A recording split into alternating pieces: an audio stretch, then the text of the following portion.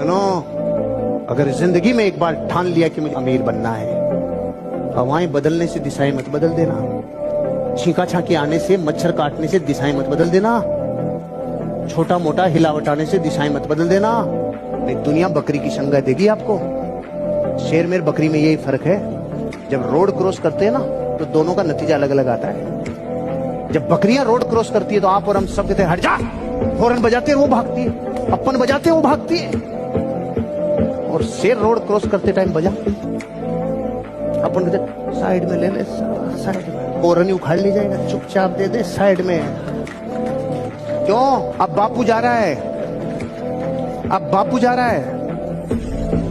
कहना आपको ये चाहता हूं, जब जब जिंदगी में आप अपने डिसीजनों पे, अपने डायरेक्शंस पे मजबूती से लगातार बढ़ते रहोगे, आप ग्रो करोगे, आप जंप मारोगे।